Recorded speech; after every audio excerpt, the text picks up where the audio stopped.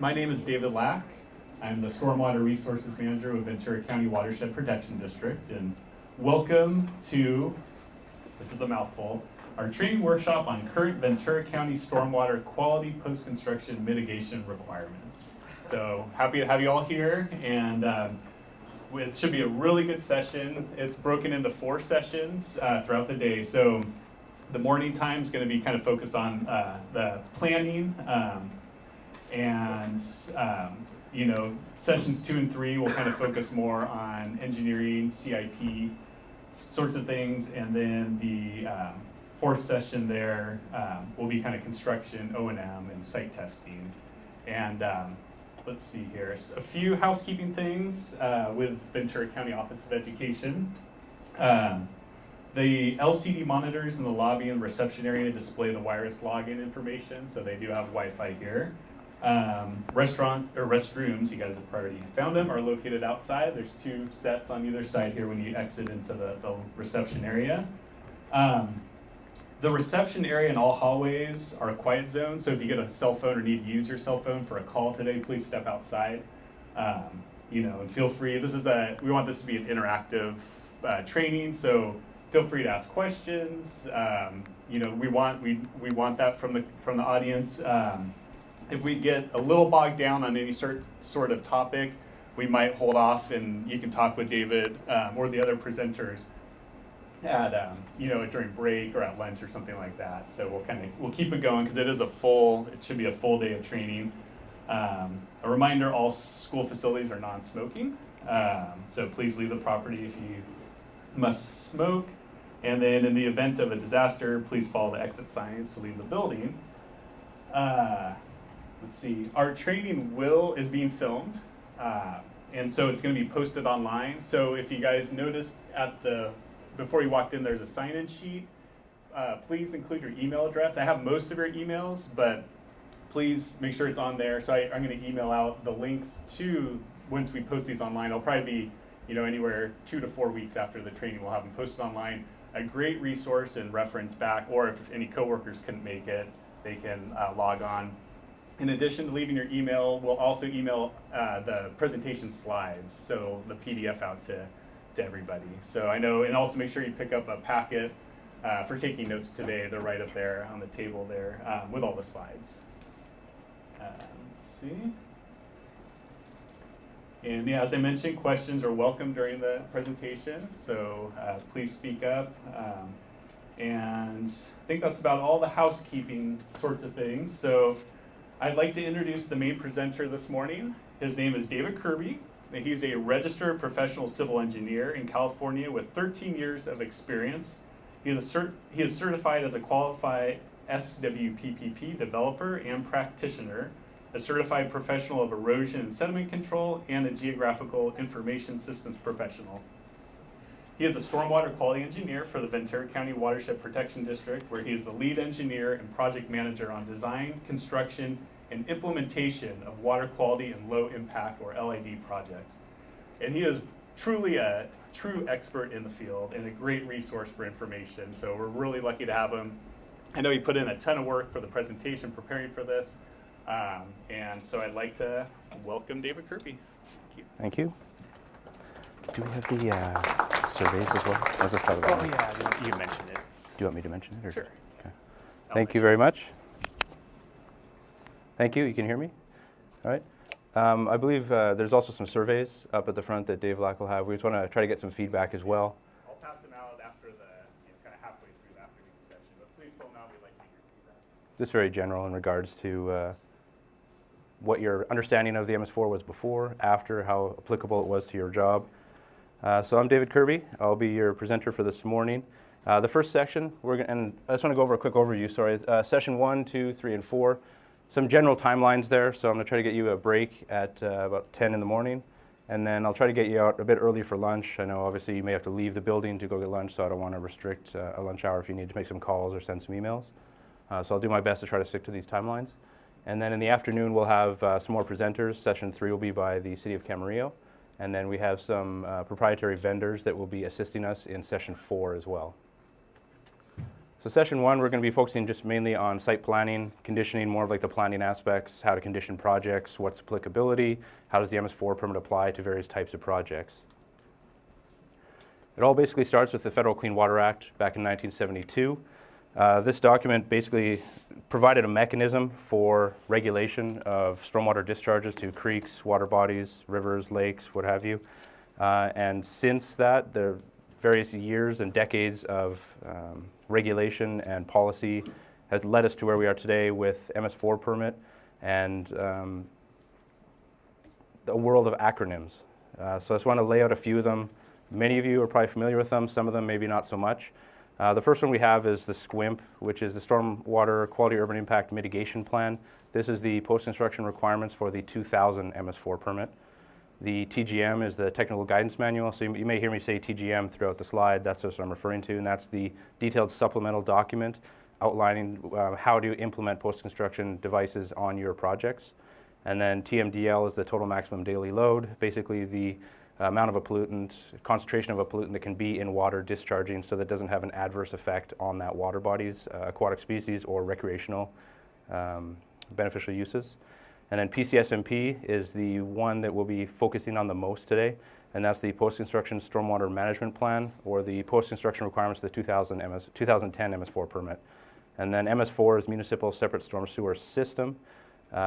This is basically any kind of conveyance that is municipal owned, whether it's a storm drain system, catch basin, streets, curbs, gutters, anything that kind of conveys stormwater. This is the general history of the Ventura County MS4 permit. The first permit came out in 1994, which is just a program development permit. So that was just basically outlining how certain situations are going to be impacted, how the different co-permittees plan to address water quality in their jurisdictions. The second permit came out was the 2000 MS4 permit, and this is the first implementation permit that came out. So this identified exactly how all these co-permittees are going to implement these programs, such as how are we going to follow illicit discharges, how are we going to enforce them. It required the co-permittees to adopt policies, giving them the legal authority to enforce these documents. And then this is the first time that post-construction BMPs were included within an MS4 permit in Ventura County. So this is where the SQIMP acronym comes from. In 2010, we have the current MS4 permit. Now these are supposed to be a 5-year revolving process where every 5 years we get a new permit, but as with any kind of document of this size, and it's been on administrative extension now for an extra 3 years, and we're not really expecting the new one to come out in probably 2020. And that still may be a stretch based on negotiations currently underway. This is just a reference slide for those of you that may not be familiar with either of these documents. The document on the left is the MS4 permit, and I have a link to where you can find it for the PDF. This is the 2010 MS4 permit, and then on the right is the Ventura County Technical Guidance Manual, or the TGM, with reference to that as well. Within the 2010 MS4 permit, the guts of the permit is really in Part 4, which identifies the programmatic implementation requirements of each MS4 permittee. Primarily, I'll be focusing on Section E today, which is the Planning and Land Development Program, and that identifies how we implement post-construction BMPs within projects. I'll also briefly be touching on Section D and F in regards to industrial and construction state permits. So the general idea of MS4 permits is to reverse the environmental damages occurred from urbanization and to protect water bodies from urbanization. So if you're doing a new development or a redevelopment, they have to implement treatment or retention BMPs in order to allow or make sure that discharges leaving any site are meeting water quality objectives as outlined in the basin plan. Here's just an example. Table 3.2 or -2 from the TGM just identifies the various different types of class of pollutants and their general sources. If you go through the list, you can see that pretty much every source is based on urbanization. So that's the key point here, is this picture on the top left there with the sediment in the street coming off probably a construction site. Then you have an oily sheen, maybe someone's changing their oil in their car and then on the street and it starts raining, washes it off. And then one of our biggest headaches is trash. There's lots of trash in our water bodies, gets taken from wind as well as from people littering. So we're constantly monitoring trash as one of our objectives. This is again more of a reference slide, and I will be implementing a lot of reference slides. I'll skim through some of them, some I'll spend more time on. This is just identifying where you can get some of the TMDL information and the importance of this. So this is through the state board. They have a map showing all of the 303D listed water bodies. So that goes right back to the Clean Water Act, Section 303D, which requires each state to identify impaired water bodies and then prioritize them based on how strict the water quality objectives are and what kind of impairments they already have as to whether TMDLs are created. So TMDL is basically the implementation schedule for each water body to go back to or reverse the economic impacts due to that water body. So in our MS4 permit, the current one, we have 13 different TMDLs. The reason they're included in the MS4 permits is that's when they become enforceable. So TMDLs are actually developed by EPA and a couple other areas, and once they're approved by the EPA, then they come off of the 303D list because they've already come up with a plan in order to create how to replenish those water bodies. And then once they're implemented into an MS4 permit is when they become enforceable. So making all the permittees responsible for the water that goes to those water bodies and following those implementation schedules. So this is just the 2010 permit. Within the new permit, we're expecting probably over 20 TMDLs in there. So every permit cycle is getting more and more strict. So new development triggers of the MS4 permit. This is where we get into applicability of post-construction BMPs on different projects. There's 10 different categories for when they will apply. And the 3 I've highlighted here, so the top one is the most common one that most people would see, most that I see for sure. Disturbing 1 acre of land and adding 10,000 square feet of impervious surface for a new development would trigger post-construction requirements. There's also streets, roads, highways with over 10,000 square feet of impervious area need to implement some BMPs, as well as single-family hillside homes, and I'll touch on each of those. An important thing to identify here is numbers 2, 4, 5 are both based around altered surface area, not impervious surface. So that's a key idea there, where it's those retail gasoline outlets, restaurants, and industrial parks generally have higher pollutant sources, so they have a little more strict requirements for when they are applied to projects. To focus on the 10th one that I listed on the previous slide is single-family hillside homes. Here we have what triggers a hillside home is if there is a single-family home that's being developed and it's got a natural slope that's being graded that's greater than 20%. That generally is just due to the fact that it's more erodible, there's more chance of sediment loss, and therefore more impairments potentially. It doesn't meet the thresholds of the first permit, of the first item, which was over 1 acre of disturbed area and 10,000 square feet. So in this case, for an example, you have a 0.8 acre lot, doesn't meet that 1 acre trigger.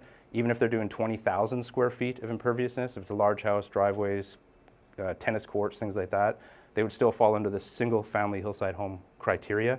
And what that does is it's basically defined, I usually require it in the drainage studies for each report or for each project, identifying how they meet these 4 criteria. So conserving natural areas, protecting slopes and channels, providing storm drain stenciling on any on-site catch basins or drain inlets, and then directing roof runoff to vegetated areas. Here's a brochure that the County of Ventura has put together. We provide this to various applicants that may come in or people inquiring about will post-construction requirements be required on my single-family hillside home. We do run into a fair bit of these in the unincorporated county. Some of the areas like Lake Sherwood, Bell Canyon, some of those larger areas got some large developments, but generally don't trigger the first 1 acre disturbed area. So this just gives them some information as to how they can meet those requirements. This is the second one that I had highlighted in blue, which is the streets, roads, and highways over 10,000 square feet. So with lots of transportation projects, it can be very difficult to implement post-construction BMPs. For instance, if you're just doing like a small access road or a fire turnaround, things like that. There's not a lot of areas sometimes where you can do this, especially in some unincorporated areas that I'm used to seeing. There's really no defined drainage systems out there. It kind of sheet flows off and then into some agricultural lands. But in this case, here's the reference that's required within the TGM for these types of projects. And basically, it's a maximum extent practicable. So they want you to implement things like street trees, pervious pavements for parking areas, if applicable. And they just want to, within the drainage report, identify kind of what you're doing, how you're doing it, and how you're meeting that maximum extent practicable justification. Now, that was all new development. So once we get into redevelopment for projects, there's the same 10 categories apply if you're over an acre, things like that. But now when you're doing redevelopment, they've got a stricter standard of 5,000 square feet of impervious surface rather than the 10,000 square feet. So generally the reason for this is a lot of stuff that was developed a long time ago never had water quality requirements as part of their projects. They predated a lot of the MS4 permits.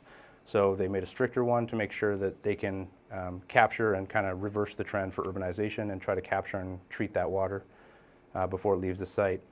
As part of redevelopment, there's 3 specific scenarios that they've called out in the technical guidance manual.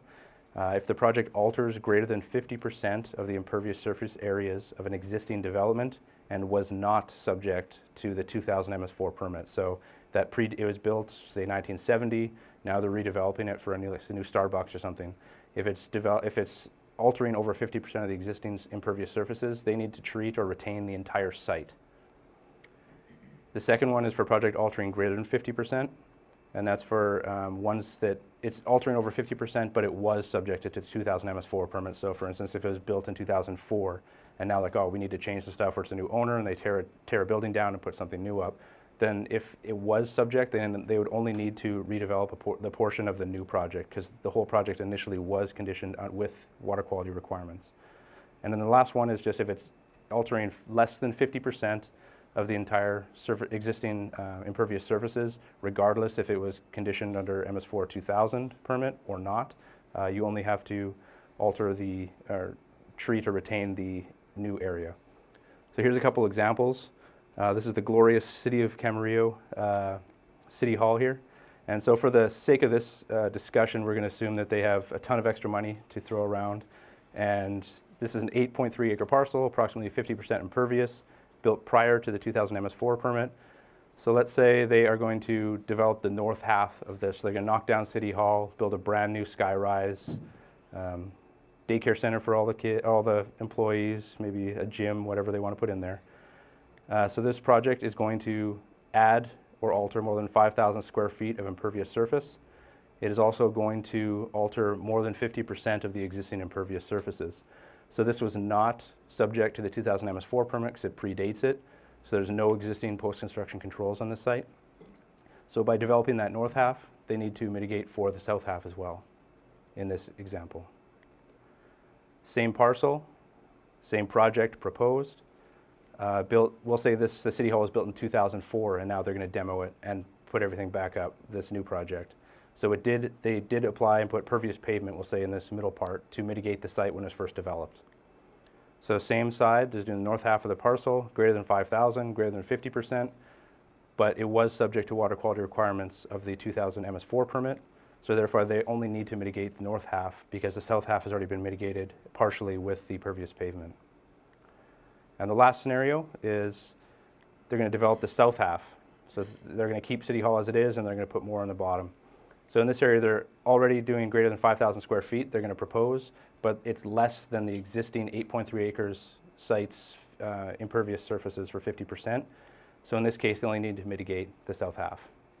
So that's kind of how the redevelopment triggers work, different aspects of how those work. Within redevelopment, there are exemptions included. The first is for single-family dwellings. Even if you have a house, massive house built there, and you want to demo it and put a new one up, or you're going to do an accessory structure like an attached garage or detached garage, the 10,000 square foot impervious surface area is still applicable, so it doesn't go down to 5,000 square feet for homes. There's also the maintenance requirement, or exemption, sorry, with routine maintenance. So if you're doing like grinds and overlay, those would be considered routine maintenance. So you wouldn't need to implement post-construction BMPs, but you would have to do like construction-related BMPs during the construction activity to make sure nothing's going down the storm drain system. There's a lot of people that do try to come in under the maintenance that I've seen. So we do require fairly strict justifications as to how they meet this exemption. And I have an example in a few slides that will identify how one inquiry was resolved, and then if there's an emergency. So if there's some sort of emergency, I have not run into this, I'm not sure if anyone else has, where this emergency exemption was included for not having to implement post-construction BMPs. A key aspect of the technical guidance manual and the MS4 permit is grandfathering. So even though SQUIMP, which was with the 2000 MS4 permit, I still see a lot of them in unincorporated county. A lot of them developed before the crash in 2008 there of the economy, and now they're coming back to start developing a lot of these parcels. So the grandfathering is important. It's basically identifying when a project was deemed complete by the regulating agency. So myself with the county, if the city of Camarillo looked at a development and they approved the plans and everything to go ahead, but it was never constructed, and then they come back later and develop it within, say, even 10, 15 years, they could still qualify under the SQUIMP requirements. And that is significant, and I'll get into that in a bit here as well. I do want to identify here that projects not qualifying for grandfathering, this is out of the MS4 permit, identifies that we still do have discretion as the local permitting agency to identify if they do qualify for grandfathering. A lot of people will come in trying to get the 2000 SQUIMP, saying, well, no, we had a 60% design, or in some cases I'll have full design, come back and redesign everything, change the project, and then they still expect to fall under SQUIMP. So there is some discretion involved with grandfathering. Here are the grandfather clauses. And one thing I forgot to mention on the previous slide is you'll see the date 10/11/2011 on all 5 of these. So that's an important date because that's the date of the effectiveness, or when the technical guidance manual for the 2010 permit became effective, showing and how to implement post-construction BMPs on your site. So all of these 5 grandfathering clauses revolve around that date and them being deemed complete prior to that date. Even for local agency projects, number 4, so even if the local agency projects for which the governing body or designee has approved initiation of project design, so that'd be even one, say in 2005, I went to the Board of Supervisors for the County of Ventura to get approval to hire a consultant to design some sort of project. Them approving that contract, if it was over 100,000 or something like that, would, in my mind, deem this complete, and that project would be grandfathered under the 2000 MS4 permit as opposed to the more strict 2010 permit. Some key definitions I want to go through. I've noticed a lot of people using retention and detention interchangeably, and they do have a significant difference. Retention means if you have a retention basin, the water goes in there and less volume leaves the detention basin than went into it. So there's a volume loss component to it, usually through infiltration. Detention is just temporary storage, so all the water goes in there and you release it at a slower rate, but it's the same volume coming in and out. So it's a key distinction. And then biofiltration is another one. The purpose of biofiltration is to absorb, filter pollutants as it goes through vegetation, and that's the bio component of this word. So there's horizontal biofiltration through vegetated swales, filter strips, and there's also vertical biofiltration through like proprietary media or like planter boxes, things like that, the water flows vertically through those to get filtered and treated. This is the post-construction BMP hierarchy from the 2010 MS4 permit.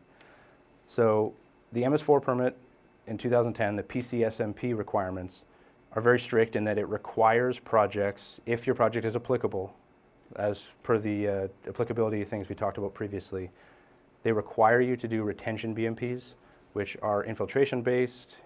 Rainwater harvesting is another one that's acceptable. Anything above that red line is acceptable as long as you can show that you can do it on your site. If you can't do that, you need to show technical infeasibility as to why you can't. So examples would be poor soils on site, can't infiltrate water. For rainwater harvesting, there's not enough demand for irrigation on site to reuse that water.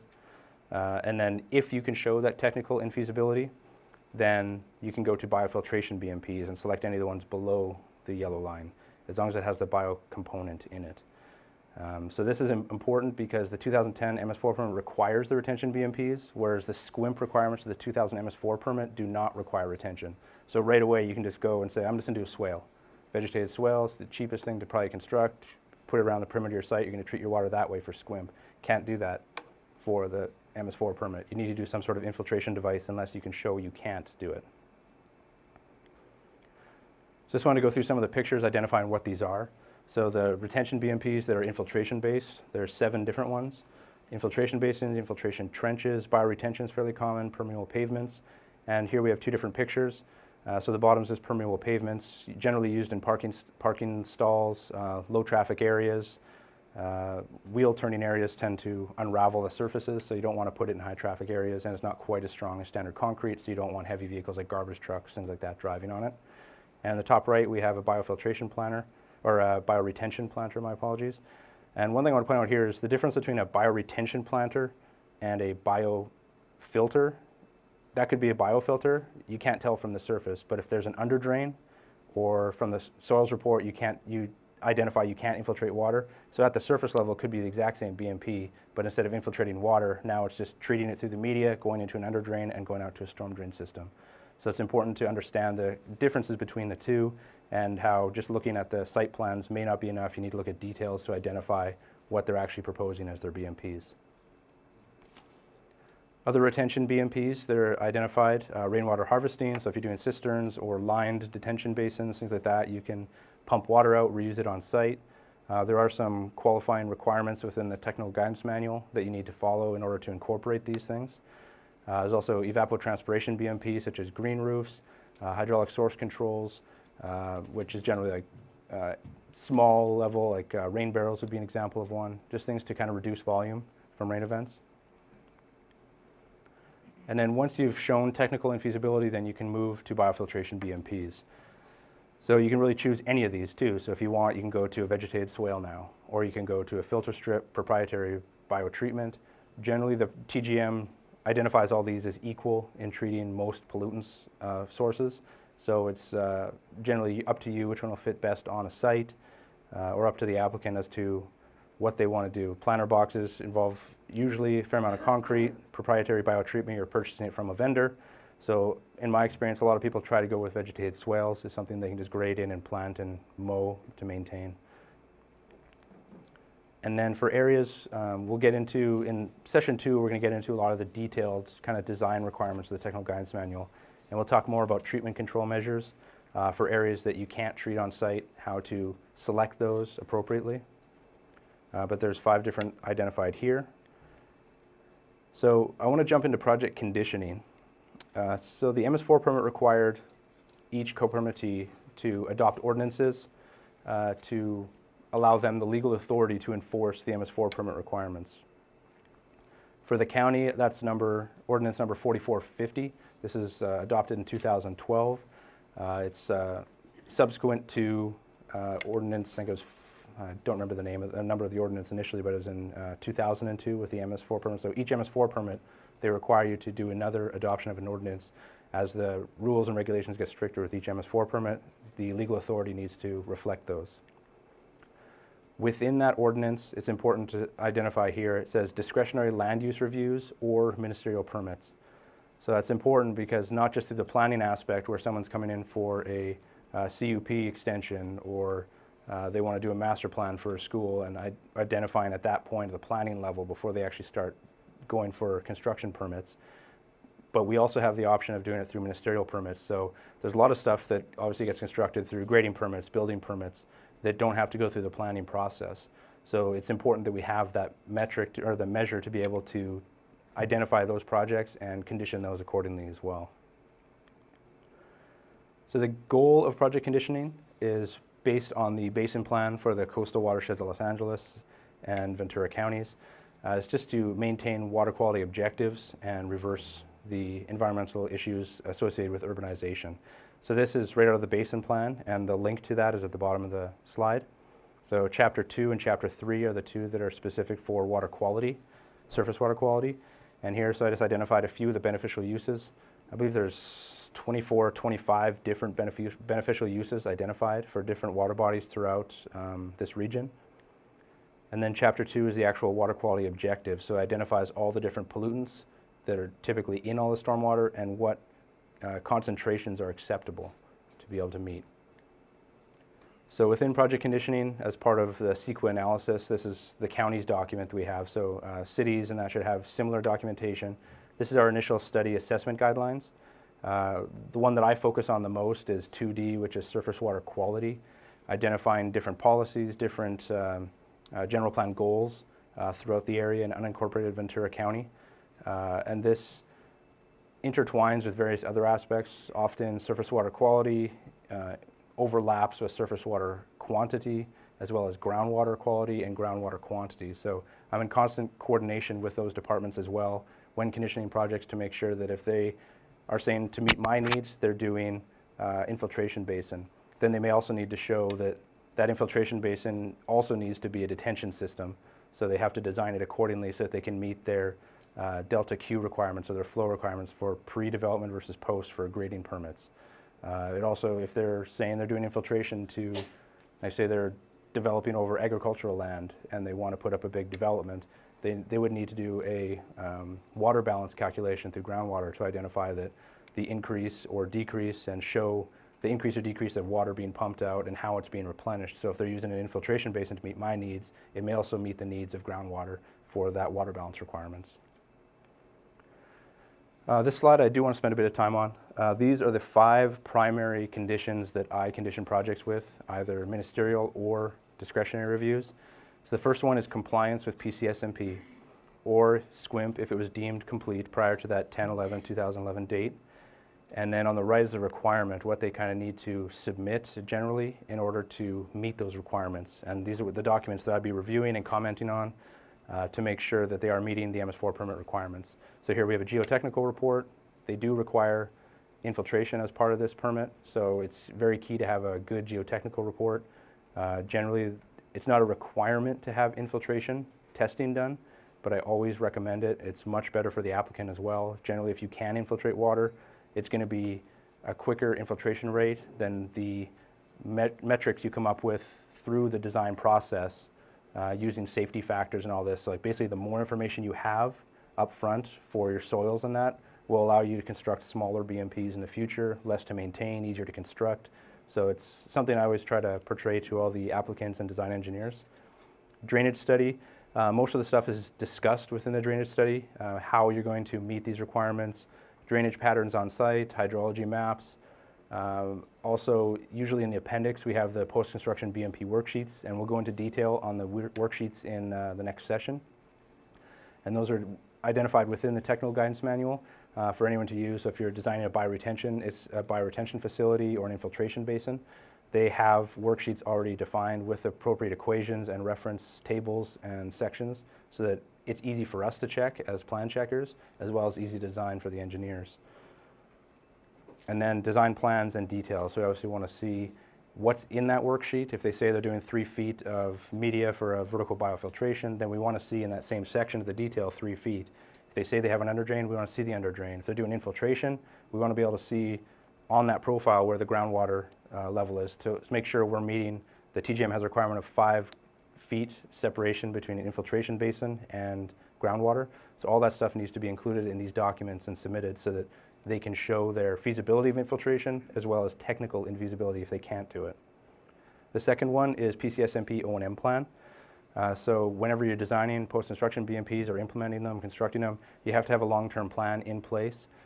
So there's 3 really different times or documents that I require for some of the projects that I'm doing. Every city should have a covenant or deed restriction that requires the applicant to fill out, say, okay, what do I have? What am I constructing? Where is it? How often am I going to maintain it? And what activities I'm going to do to maintain it?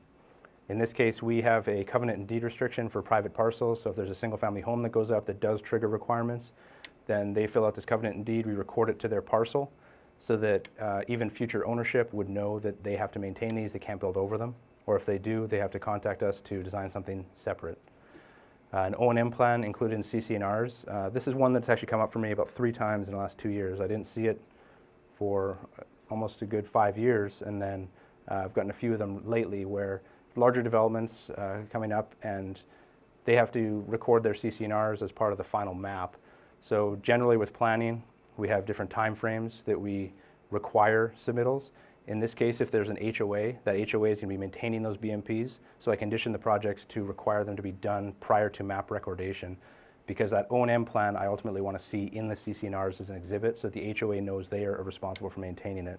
If it gets beyond that stage, and then you have individual owners, then trying to do this or on different parcels, it's going to be very difficult to enforce that.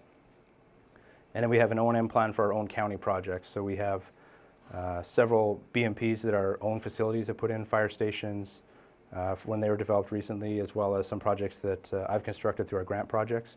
So we just have a large O&M plan that we put together and we provide to the project manager and that department who's responsible for maintaining them.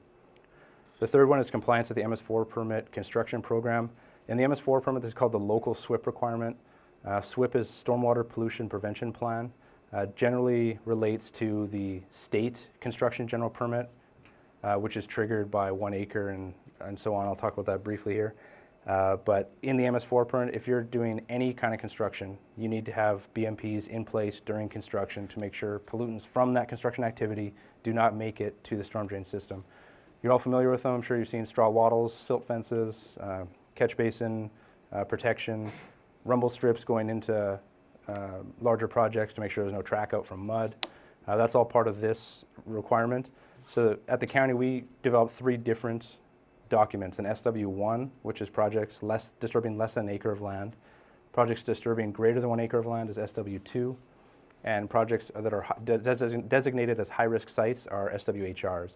Each one of them has specific requirements that they need to consider, or different BMPs they need to consider as appropriate for that project. So that's just the 3 that the county has. Cities may have a different way of identifying this local SWIP requirement. I'm not familiar with all of them. So I just recommend becoming familiar with these if you aren't already. The 4th one is a state construction general permit. This is one that we find a lot of people try to avoid.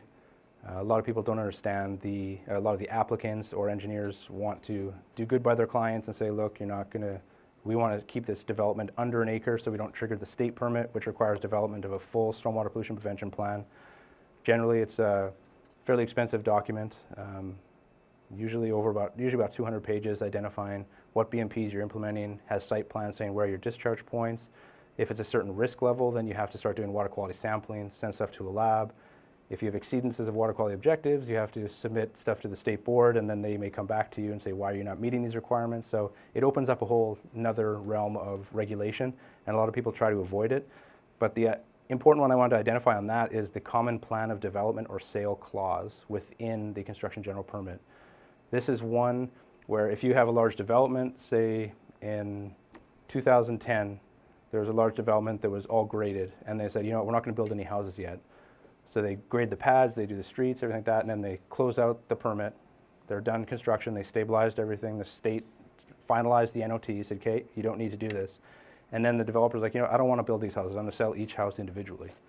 And then as each one of those new homeowners, individual homeowners, goes to construct the vertical construction of their house, they need to be covered under this permit. So if the project initiated as one common plan, regardless of ownership or how it's phased, that permit needs to be opened again. And a lot of people do not like that.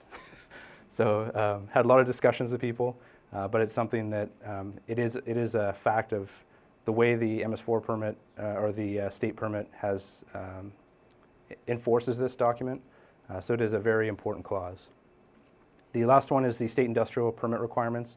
So this is if a development's coming in, and if there's any development activity, like for instance, if it's a lemon processing plant or they're doing some light industrial activity outside, they may need to go after this industrial general permit and seek coverage under it. Basically, that's identifying that they will implement BMPs, sample water, create another SWIP specific for their site activities after construction. So this is actually a long-term permit that they have to go for here. And at the very bottom, I have the standard industrial classification codes reference. So that's your SIC codes. In the attachment A of that industrial permit, they identify which SIC codes are applicable so that if you're doing a project review or one's coming in, you can identify if this project requires to go after industrial coverage or not. This is an example of project conditioning. One of the conditions this is the first one, compliance with post-construction stormwater management plan that I would put on a project. The general layout is what's the purpose of it, why is it there, what's the requirement, so that the engineer or the applicant can refer to that and say, okay, what do I need to do? The documentation, so this is the minimum documentation that they would need to submit to potentially comply with this condition. And then we have timing, when does this need to be submitted and approved by? And then monitoring and reporting, so during construction, who's going to be monitoring this? So during construction, we generally put it towards grading inspections or grading inspectors, and we train them to do those inspections to make sure that an infiltration basin is being appropriately constructed and they're not compacting the basins so that it makes sure it can still infiltrate water. The timing is the one that I kind of briefly touched on previously. Depending on what the project is, if there's an HOA, we would put that red text to prior to map recordation. They'd have to have their design, their O&M plan done. We would also look at, if it's a ministerial permit for grading, we'd say prior to grading permit issuance, so that we have the authority to approve or require redesign prior to them getting their permit and actually breaking ground. So I'm going to go through a couple examples of these. So project conditioning, this is a single lot, 3.22 acres, and they're proposing 13,000 square feet for their new single-family dwelling. So when I look at this and the kind of the parcel description, I see, okay, well, if even a third of this is being disturbed, they're going to qualify for the first applicability, which is disturbing over 1 acre of land, as well as over 10,000 square feet. So they have to do full post-construction BMP treatment or retention for their property. And if a third of that parcel is disturbed, they'd also trigger the state construction general permit, which is disturbing over 1 acre of land as that threshold. So in this case, I look at the LiDAR contours from 2005, and I can identify, okay, it's a very steep site. The slopes that they're going to be grading are over 20%, so now I know this is a high-risk site as well. Here's the actual design plan. The green rectangles reflect each other in there, so you can see it's a fairly small portion of the parcel that's being developed. So in this case, it was under 1 acre that they're disturbing. I believe it's about 0.8 on this one. And then it's less than 1 acre, and it's a high-risk site, so they would have to do the post-construction requirements for the hillside home criteria. Those are those 4 items we talked about: conserving natural areas, protecting slopes and channels, storm drain stenciling, and directing roof runoff to vegetated areas. So in the hydrology report, for me to approve their plan, they have to identify how they're meeting those on site. This is an example of an inquiry I got. So someone had called from the Pepsi plant saying, okay, we want to see what this project we're proposing would entail from a water quality standpoint. The existing asphalt all the way around it, they have loading docks in the back of the plant, and it's in horrible shape. The unloading docks and trucks have just been ripping it apart. So like, we want to replace that asphalt. Will that trigger post-construction requirements? And through this, we talked about it and said that, well, no, it won't, because this is one that would fall under routine maintenance. So they're not changing the use of that asphalt. They're not demolishing any building and putting up a new one. As long as they maintain the existing or match existing grades, which they would because they have their loading docks they have to meet to, they're not adding new storm drains, they're not doing anything like that, just replacing the surface. This would fall under the maintenance, routine maintenance. So all that would be required would be the construction BMPs, which is the SW1 for disturbing less than 1 acre of land. This goes for if you're doing a grind and overlay, or if you're doing full replacement, say if they wanted to take out the asphalt and go to concrete. As long as they kept that original line and grade and original purpose, then they would still fall under the routine maintenance and they'd be exempt from post-construction requirements. This is Thomas Aquinas College. Prior to 2011, that magical date, they had their campus master plan approved. So I think there's about, I want to say about 10 more buildings that they're proposing to do long-term over their 30 years, their CUP. So it was approved prior to that 10-11 date, so any development that they do will fall under SQUIMP. So in 2005, they came in for a grading and building permit application for one of those buildings. Less than 1 acre disturbed but over 5,000 square feet of impervious area. So the conditions that were applied to this is they're disturbing less than 1 acre. So from a local SWIP standpoint of the MS4 permit, we only required an SW1, minimal BMPs they need to do. But under the common plan of development for the construction general permit, they would have to qualify for a stormwater pollution plan or seek coverage under the construction general permit through the state and develop a full stormwater pollution prevention plan. And their master plan was approved for up to 30 buildings, so it's a common plan. They would have to fall under SQUIMP and do a SQUIMP covenant of maintenance as well. So when items like this come up, we talk to the applicants and we tell them, look, you can either do one large infiltration basin or whatever you want to do now, one large treatment that everything drains to, so that in the future, whenever you come and build one single building, you don't have to comply with it every single time and do new devices, which increases maintenance. Every building, what they ended up doing is like, well, they don't know when they're going to build those other ones. So Thomas Aquinas College has identified, no, we are going to meet the SQUIMP requirements for every single building. So they're doing one at a time, so they do downspout pre-treatment, so pre-treatment filters on there, and then they'll do like vegetated swales or planter boxes, what have you, for each of these, whichever meets the needs of that project. wanted to touch on a lot of ways that people try to avoid these types of requirements. This is a project where it was a single-family hillside home, less than 1 acre disturbed, and there was less than 10,000 square feet. I believe this is fairly close. This is about like 0.85 acres that they had. And a stop work order from the grade inspector was given. They had easily exceeded the boundaries of what was approved for grading, and they were not implementing any BMPs for that construction activity. So sediment, if it rained, could just flow off the site. There was no stockpile coverings. There was really no erosion control, sediment management, anything. So just after a couple different inspections, they weren't doing anything, so a stop work order was given. And in order to lift that, the grading department talked to me and said, we think they're over the acre threshold now for disturbance. So we did require them to show proof that they are not over 1 acre, because they said they weren't and they wanted to avoid the state permit requirements. So the surveyor sent us this, per our construction staking hubs, the approved grading plan calculates to 1 acre. Well, the construction general permit's 1 acre or greater. So this, we sent them back. Your surveyor has determined it's 1 acre. You must apply for a SWIP through the state. We get this back from the applicant. It's only terminology. The county has the jurisdiction and scope of work. It's the difference of 1 square foot. So he's getting very specific as to saying, it's 0.99 acres, it's not. So then we went back to him and said, your surveyor told us it's 1 acre. You stamp signed by your surveyor that you hired sent it to us as an acre. Please get a SWIP. Later that day, the surveyor sent another one. It's 0.999 acres. So this happens actually quite frequently. This is a very extreme case of it, but it happens a lot in drainage reports. I'll see 0.99 acres for developments because they're trying to scapegoat both the state requirements as well as our permit requirements for MS4.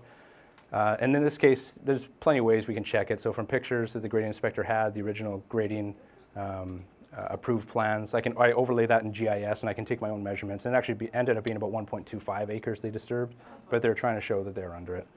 Stuff like this happens all the time. I'm sure many municipalities run into this all the time.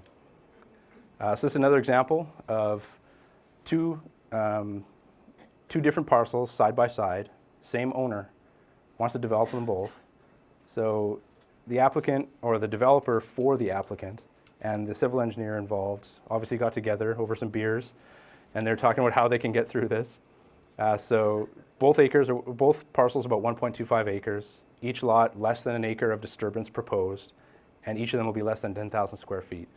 So they figured, okay, well, if we combine them and we do construction at the same time, we're going to trigger all the requirements for the state for the MS4 permit. If we do them separately, then we won't. So they came in for one parcel 1 week, submitted their grading plans, and then about a week later they came in and submitted their grading plans for for the adjacent parcel. Well, the grading department obviously caught on to this and talked to me, seeing how we can do this. And we looked through the grading ordinance and the grading department allowed us to justify it as one single contiguous project. It's being constructed at the same time.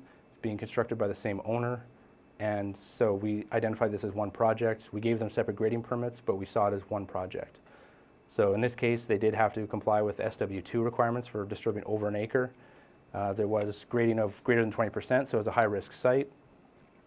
And then they had to get the stormwater pollution prevention plan and permit coverage under the state permit. And then they had to comply with full PCSMP requirements and covenant of maintenance. So all that was conditioned and approved and eventually constructed. This is one I got from Troy. I find this one hilarious, from the city of Camarillo. So this is a Carl's Jr., and they came into planning saying, okay, we are going to do a facade improvement. So this is a shot from Google Earth I took. Notice you got the building, you got the grass, and then you have asphalt parking lots. Even the handicap parking stalls are asphalt. So when the inspector went out to the site, it looks a little bit more than a facade improvement. So there's really only like 2 walls standing, it appears. Everything else has been demoed. They've broken down the pad. And then this is the new, I took this picture last week just so we get like an updated one too of what it looks like now. So brand new building. All the landscaping's been done to drought-tolerant vegetation, and the parking stalls, some of them are now concrete. So they had a lot of disturbance outside of this. This would have been classified as a redevelopment and required post-construction requirements, but through miscommunication with planning and the stormwater department, that's kind of why we're all here, is we want to make sure everyone's aware of these so that we can improve our communication to make sure things like this don't skip under the radar. Some applicants are proactive. I've been actually fairly impressed with quite a few applicants. they're building some single-family homes. They don't trigger requirements for post-construction, so they don't have to do treatment BMPs. They just have to meet those Hillside 4 criteria. But a lot of them, whether it's their engineer not sure what the reasons are for, or what the triggers are, and just putting it in the site, but there are several applicants that I've also talked to that said, no, we want to be proactive, so we're going to do some treatment. So they, on their own, will say, yeah, we're going to put in a planter box, or we're going to do this, we're going to design it to what you need it, and we're going to do an O&M covenant, and we're going to maintain it long term. So I have probably about 6 or 7 different examples of where this occurred in unincorporated county. So that's good to see. And this is just an example of what I'll do in my review notes. If they come in for a grading permit, this will be the first thing on there. Structural BMP note, your project does not trigger these requirements. We appreciate you going ahead with this, but if you want to take it out, you can. But if you put it in there, we do require the maintenance agreement in that. The main reason for that is if people are doing these things on their own, they're not maintaining them. Like if you're doing a detention basin or an infiltration basin, or even a planter box, things like that, we want to make sure they're designed correctly and maintained, because if they're not maintained, they can actually add to water quality issues. You can have bacteria breeding in certain areas, you can have mosquito problems, all this stuff. So we do want to make sure it's done correctly. This is an example of a private development that was done prior to me starting at the county. But it was, they have a bioswale that was constructed as part of the development for this strip mall. So in the top right here, this blue area is the area that was developed. Everything drains down to this corner, and they have a bioswale right here to treat the water under the SQMP requirements.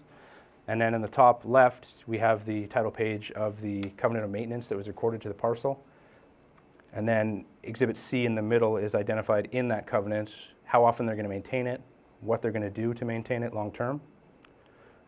So this is the bioswale that was constructed at the end of construction.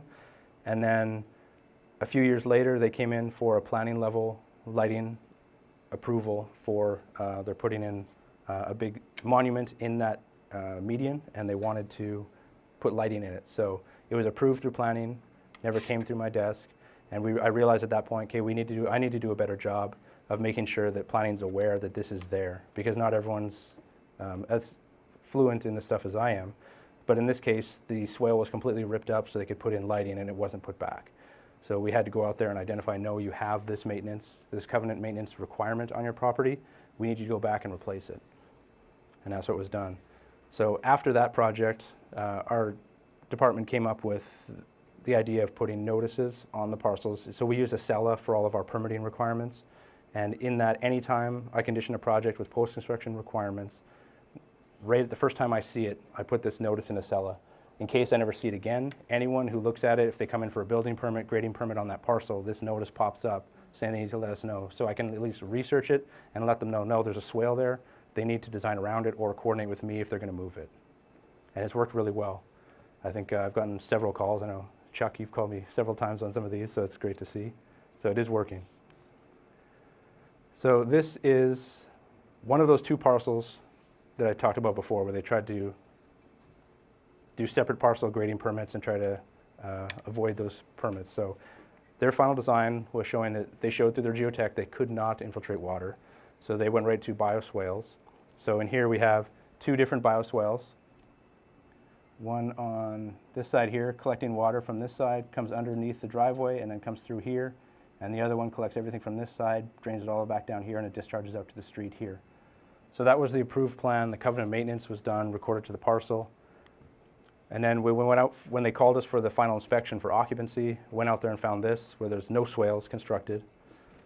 What they actually did during construction was identifying, you know what, we don't want to do the swales. It takes up too much room in the area. So they connected all the downspouts from the roof to an underground pipe, and all the area drains down to that same pipe.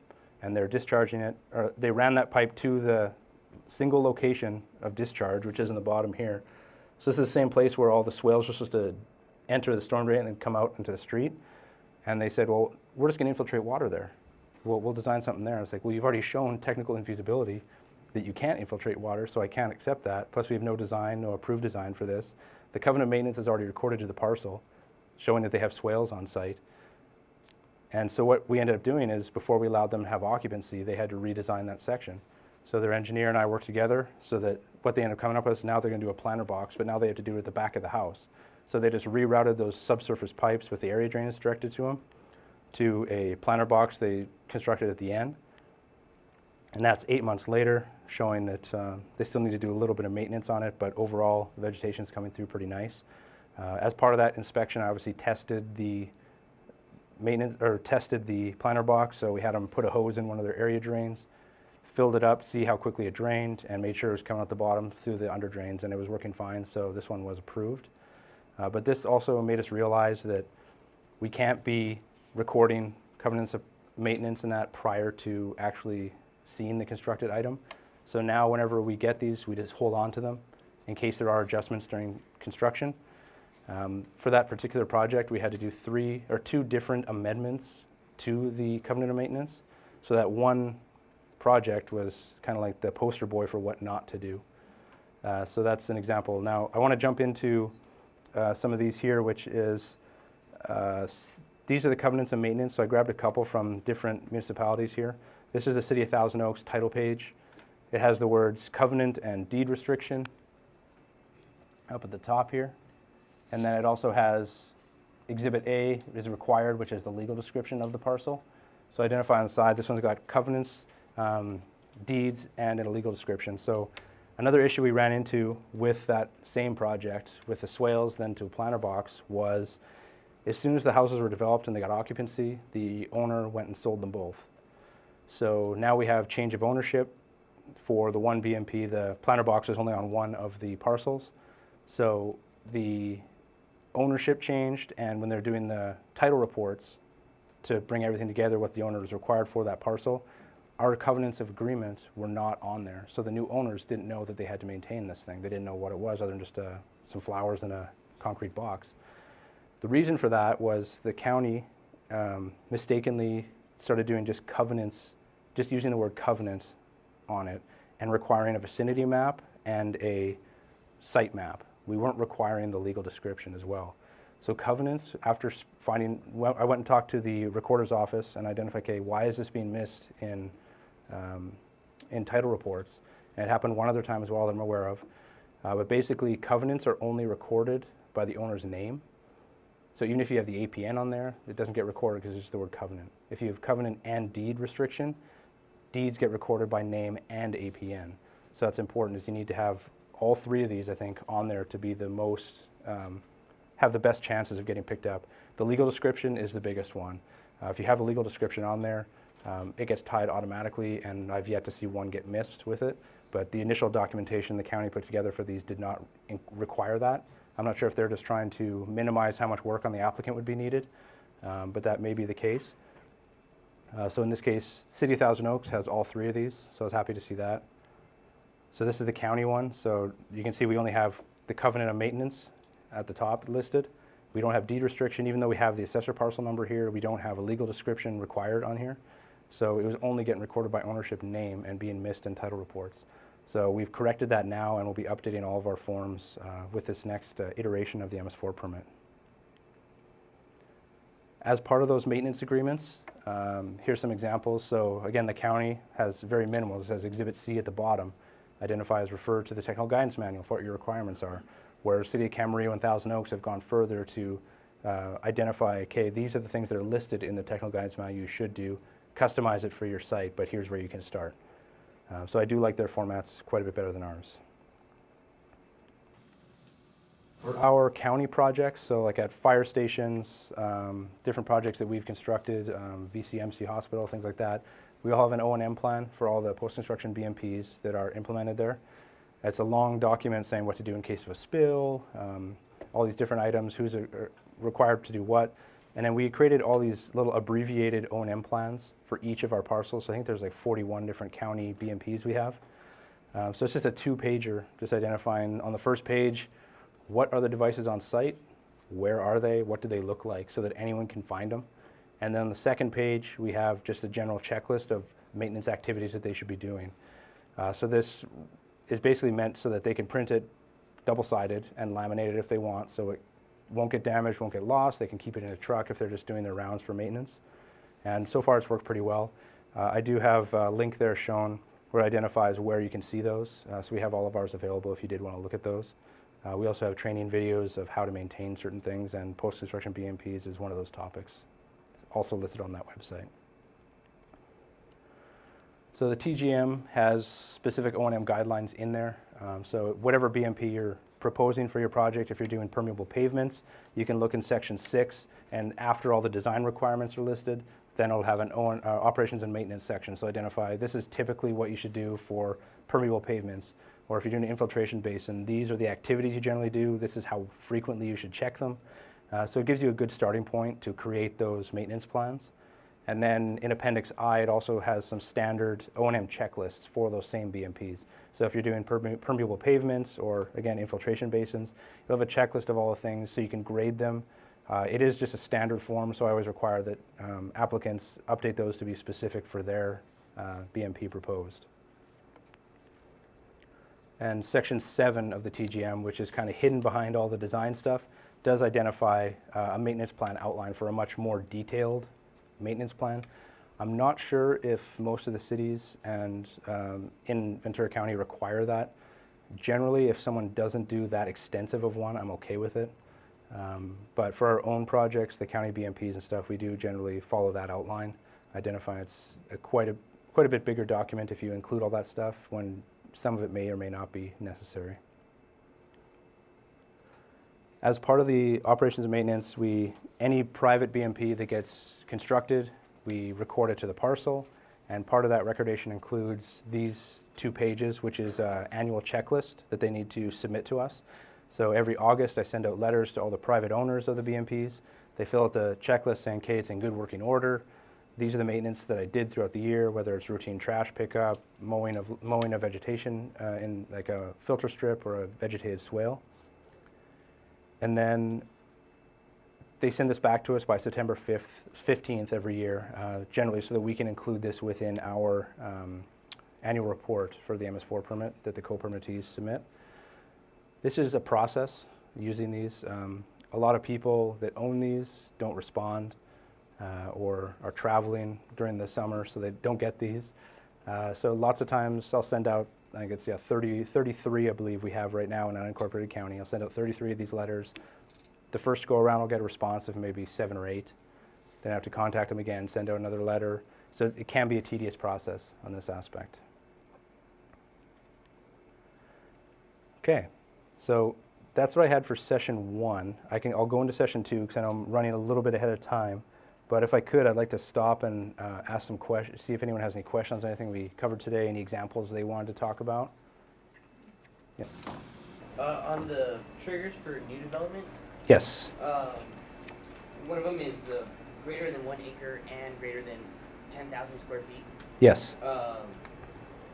What if you were greater than 1 acre but less than 10,000 square feet? I think you had an example where you were less than an acre but greater than 10,000, and I was wondering if a scenario where it's worse, what would you have to do? No, it's a great question. The example that I showed was for a single-family home, so they still had to do post-construction requirements. But if this was a scenario, say they're doing a project disturbing over an acre and doing less than 10,000, they do have to meet both of those to trigger it. So if it doesn't fall under any of the other 9 categories, then it would not be subject to post-construction requirements. Yes. Any other questions? Everyone's still awake? Yeah. Oh, another one. If it's infeasible to do retention, Mm-hmm. you have that divided line with biofiltration and treatment control measures. Yes, I'll go back to Is that. there a hierarchy between those, or if you wanted to do a sand filter instead of a biofiltration, could you do that?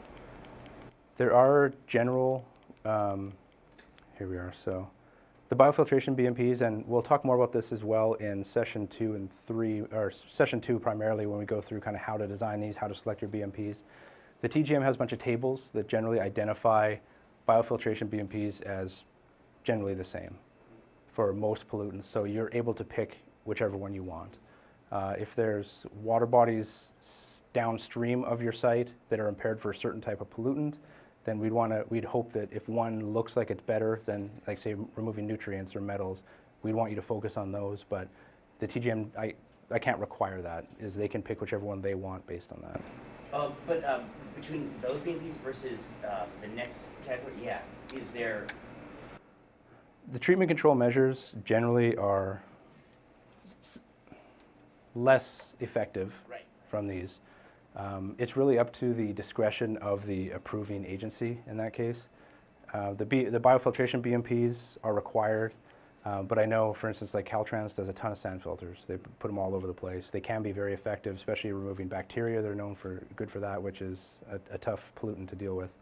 So in some cases, I have allowed cartridge media filters as their primary treatment measure. So the same could be with sand filters. It's really up to the justification, generally within the hydrology report, as to which one they want to use. Any question, Sean? Can you talk real briefly about you talked about the technical infeasibility in starting to use the biofiltration BMPs. Isn't there the requirement of you now have to treat 150% of the water runoff as opposed to what you would have retained on site? Yes, thank you for bringing that up. I actually forgot to mention that on this slide. One of the reasons the 2010 MS4 permit is so restrictive is if you can't do retention BMPs, you've shown technical infeasibility that you can't either harvest and reuse or you can't retain on site because of infiltration is not acceptable through the soils, then you are actually penalized as a designer or applicant, where if you go to biofiltration BMPs, you now have to treat 150% of the water you couldn't retain. So then your BMPs generally have to become bigger than what they would have to be if you can retain water. So that's a very key point that, yeah, thank you for bringing that up. Any questions? Yes.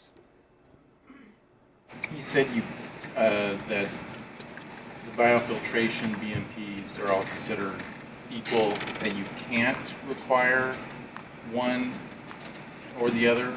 Could you if there was a local ordinance? If there's a local ordinance, for sure. Generally, the ordinances that are adopted are just to enforce the MS4 permit itself, and in the MS4 permit basically just says that all biofiltration BMPs are deemed equal, so they can choose whichever one they want. But when we're going through the step-by-step process in session 2, just after our break, we'll talk about how to select those appropriately, and generally in drainage studies we do want to see that kind of justified and described. So if you have one water body that's extremely impaired for one item, you might want to focus, like bacteria is one. A lot of these things, if you can't infiltrate water, bacteria is very difficult to deal with. And there's like cartridge media filters, sand filters. There's different devices that are better for bacteria than others. So in those cases, we would want some justification as to why they're selecting a certain BMP rather than it's cheaper. Any questions? Yes, in the front here. It goes back to the Pepsi plant. Okay. One of the comments is saying if you keep the AC at the same line and grade. Yes. I've seen if they come in to do a full depth R&R on the AC, they'll realize that hey, we've got some problems with the grades, and they'll want to do some changes to make sure the site drains better. So it would seem like, okay, well, we've got to raise it 5/10 over here, we've got to raise it over here. Is there any wiggle room with this same line and grade to improve the site drainage that we have problems in the future? That's actually a very key point as well, is if the definition for routine maintenance includes maintaining existing line and grade, hydraulic capacity, and original purpose. So if you're altering drainage patterns, like say you put in a new artificial high point and it's spreading this way rather than before everything was going this way, or there was a high point, you remove that high point and now you have everything draining to a sump condition and you put a catch basin in there or to capture that water, that would require post-construction requirements. It would no longer fall under routine maintenance because you are altering the existing drainage patterns, and even though the use stays the same. So there are certain scenarios. I actually did that at the city or the Camarillo Airport as well. They were doing an R&R for one area, and they were putting in a new building as part of that, but they were under the requirements. It was just like a 3,000 square foot building, but around that building they were changing the drainage patterns, put in a new catch basin or drop inlet, so we did require them to do post-construction for that one. Troy? So you mentioned about existing line and grade, and that Carl's Jr. that you brought up, you showed how they changed some of the paving out from asphalt to concrete. While the existing line and grade was maintained, they actually changed the surface material, which means they also changed the base material. So when they went in and they disturbed that area, how would you look at that as being a routine maintenance? And that's actually a topic we went around the table with quite a bit with the Planning and Land Development Committee. My initial thought was, if you're removing base and you're disturbing ground, that it should be considered redevelopment, not routine maintenance. The example I showed you with the parking lot was what the general consensus of that Planning and Land Development Committee was. The different cities, we all sit around, talk about different projects that come up, different things we see. And that was one of the things, is most of the other co-permittees thought, no, this should not be redevelopment, this should just be routine maintenance and not require it. So as a group, we came up with that consensus that no, those specific types of resurfacing would not trigger post-construction. So we can try to stay consistent throughout the county. Any other questions? That project where they had 2 parcels, Yes. 2 grading permits, just curious if they would have waited longer to apply for that second permit, do you think that it still would have been treated separately? Good question. I would hope that the grading department would still see it the same as one contiguous project. The reality of it is it may not have been caught. For instance, they could have developed the first parcel and then came into the second one and then came and developed that one separately, but they wanted to use the same constructor or same contractor, same civil design engineer, so they did everything at the same time to save money, and they came in for the grading permit at the same time. If it came in separately, it may not have been able to do that, especially if we approved their plans, they did everything that way. There are ways of getting around it. Fortunately for this one, we found it because it ended up being a big problem, as they weren't complying with pretty much anything. But this also potentially could not have fallen under the Common Plan of Development and Sale through the state permit. Because they're doing it at the same time, we said it did, but there's not an actual plan saying we're going to develop both these at the same time. So if they came in separately, they probably would have been able to scapegoat those permit requirements. Yeah. Wilma, Sure. just to remember, did you say that the county's going to start recording covenants after constructions? Yes. I have about 45 of them in my cubicle right now, all notarized, ready to be recorded. Just waiting for the grading department or the building department or our own engineering services to give me a call and say, okay, we need a final inspection. So yeah, that's one thing we've learned as we're doing that. We haven't had one yet where I have it in my cubicle and then I went out to the construction site and it wasn't constructed. So it's only a small fraction that actually occur like that, but it was a big headache when it did occur. Yes. We have had several where with the maintenance agreement, the access and maintenance agreement, the items prepared within there and notarized and ready to go, they don't get constructed, something gets switched out during the course of construction. So if you record it too early, then you have the headache of having to record a new document that has the correct items to be maintained.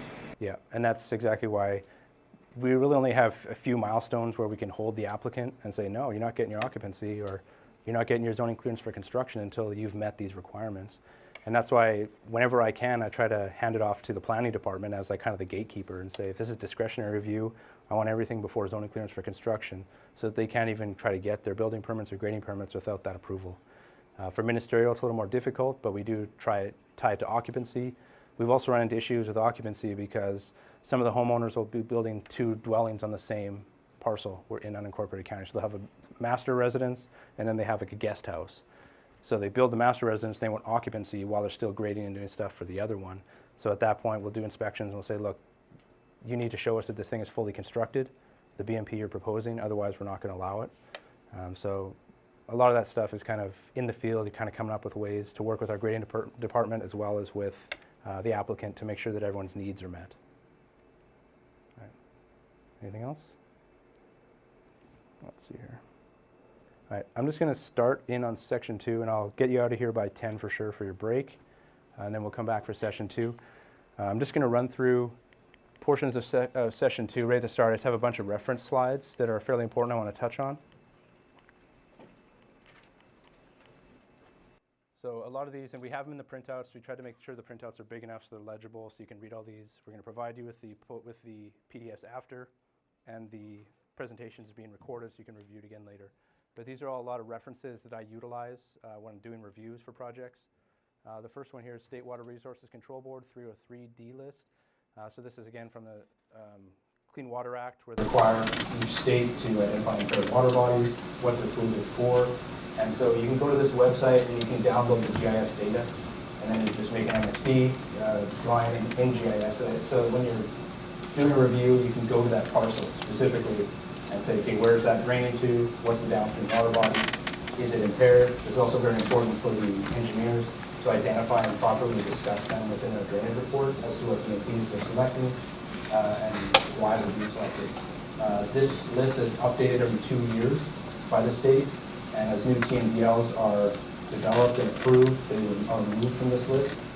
So every 2 years, it's good to go in here and download the new GIS database because some things may have changed. Sometimes water bodies will be delisted, showing that they're not having impairments anymore, so they're no longer on the 303D list. That's a pretty arduous process, but it does occur. And I have the link there as well for that website. This is the state SMART system. So this is in particular for the state construction general permit and state industrial general